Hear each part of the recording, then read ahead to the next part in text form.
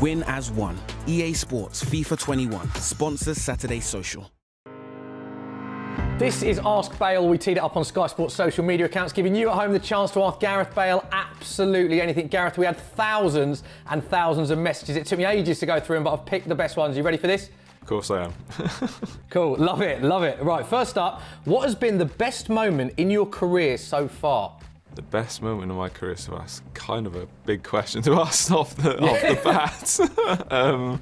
Tough one to start. Best moment of my career so far. Individually, probably my goal in the final in Kiev. As a team, probably my first Champions League. Where do you think that goal ranks? Because that's got to be one of the greatest goals in Champions League history, given the technique involved and also the fact that it was in a final as well. Yeah, obviously, I don't know, maybe it's obviously a good goal, but yeah, maybe it's better for other people to judge it and probably better not coming from me. Fair point. I love the modesty, love it. Okay, next up, who is the best teammate you've ever played alongside? I think for me it has to be Ronaldo. I think the amount of years that he's performed at a high level, the amount of goals he's scored, it's hard to choose anyone else. Obviously, I've played with some really great players over the years, but for me, I think he has to be number one. Yeah, I don't think anyone can argue that. What was the first training session like, the first time that you ever trained alongside Cristiano Ronaldo? Can you give us an insight into what that moment was like? Yeah, no, it was good. It was fine.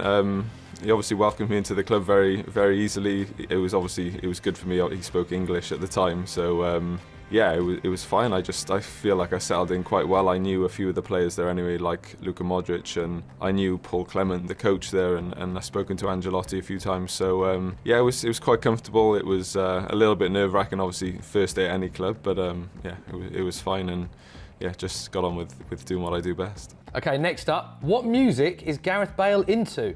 A bit of everything, but probably my favourite band would probably be Maroon 5, so yeah. Do you have a pre-match tune or pre-match playlist that gets you pumped before a game, or again, is it a bit of a variety of stuff? No, I actually don't really listen to much music before the game, apart from whatever's on in the changing room. I don't listen to a lot of music, to be honest. Who selects, how does it work at Spurs? Who selects the pre-match tunes? I don't even know who does. Somebody just puts their iPod on or their phone on and put it on over the speakers. Yeah, and if it's a bad tune, they'll get some abuse. Go on, have there been some bad tunes then? What would you say, is there like a standout tune that you've heard and gone, who's picked this? Yeah, but I don't even know what it's called, so there's been a few bad ones. They're normally in a different language, so they normally get taken off straight away. Fine, okay, love that. Next up, I like this, we had a lot of questions about this. Who runs things at Spurs, La Mafia or the Welsh Mafia? The Welsh Mafia, no question. There's a lot of love from Spurs fans about the Welsh Mafia. Now, obviously, Joe Rodon's in it, Ben Davies is in it, and yourself's in it. But I've heard from a few of the Spurs lads that there's a fourth member who's not Welsh. Is that right? Yep, Sonny. So how does that work? How does Sonny get in the Welsh Mafia? Because he's technically Welsh these days. No, we have our little group. So he's a part of the Welsh Mafia. We have our own little WhatsApp group as well. So. do you actually have a Welsh Mafia? We have a Welsh. It's called the WKM, the Welsh Korean Mafia. And what is said in the WKM? Just a lot of abuse and funny memes, and yeah, just good old banter. And go on, tell us about the rivalry with La Mafia, how that plays out. Now we have a mutual respect for each other, so we never step on each other's toes. So yeah, we get on really well, so it's all in good fun. Next up, again, a lot of questions about this, Gareth. Where is the evidence to suggest exist? The evidence is everywhere. People need to research it. No, I think I've been looking into it for years, and obviously there's a lot of fake stuff out there, but yeah, I think the US government recently released a few images, a few video footages of unidentified flying objects. So yeah, it's all online, and I think there's a few programs on it on Netflix and stuff. So yeah, it's interesting. I'm quite into it, and that's why I believe. Yeah, and I did this with Harry Kane, and he said that there wasn't enough evidence to convince him. And I sort of understand where he's coming from, but you're saying the evidence is everywhere, are you? Yeah, I think so. I think the amount of sightings there are of UFOs, it can't all be false. Yeah. Okay, yeah, I hear what you're saying. And Joe Rodon, have you managed to persuade him? Because I saw you had a very passionate debate with him on the Spurs TV. I've convinced him, but he's still on the fence. Is he? He's more leaning towards there is, but he's still on the fence. Okay, the alien fence. All right, next up, who is the quickest player at Spurs? So we go straight from aliens to pace. There we go. I don't know, it'll be a good race, I think, I think if I was a few years younger, I reckon I would be, but Lucas probably over the first 10 yards, he's very sharp, and then after that, It's a difficult one. I think there's a few that will probably fancy themselves. Who would you say is the quickest player that you've ever played with in your career? And you can say yourself, because a lot of people, I imagine, would put yourself in that bracket. Quickest player, Kyle Walker was very, very quick. Kyle Walker, yeah, probably he would probably be the quickest. And I read that you once ran the 100 metres in 11.4 seconds when you were 13 or 14. Is that right? Have I got that number right? Yeah, when I was in school, yeah. I think I don't know how old I was now, maybe 13, 14, something like that. So. Okay, next up, interesting one, this one. Which player has surprised you the most in training in your career?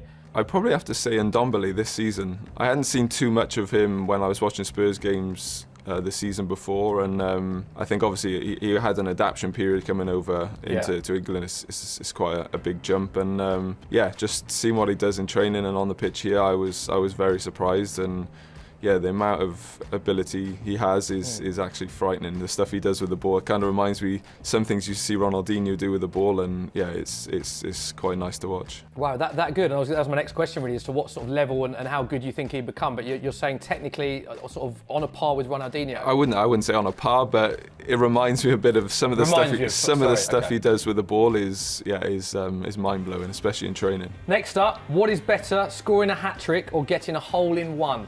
I don't know, because I've never got a hole-in-one, so You've never got one? I haven't got one yet. No, it's on my bucket list. I would probably say a hole-in-one. I don't know. I haven't had one, so I don't know. But I imagine a hole-in-one would be very, very good. But I've had a few hat-tricks, so I probably have to say a hat-trick at the moment.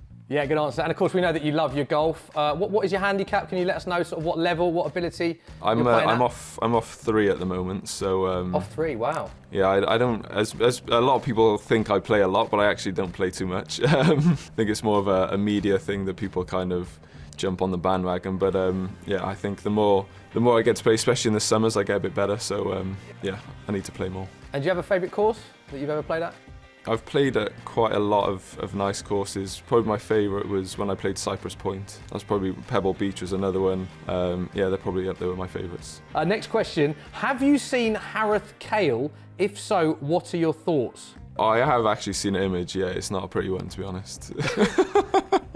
When were you first made aware of that? I think I got sent it by my friends, or I don't know if it was in the Spurs WhatsApp group, but it got sent in and it had a no comment off me, so I was just hoping everyone would kind of just ignore it. What did your teammates say when they first saw it? Because I know Harry isn't a particular fan of it either. Yeah, no, I don't think it went down too well. It kind of just got brushed aside, which I was quite happy with. It didn't really deserve any comments, to be honest. Okay, fair point. Next up, what is your favourite moment in a Spurs shirt so far? I think when we beat Inter Milan when I was here. I think it was at the time at White Hart Lane, it was rocking. They were the current European champions.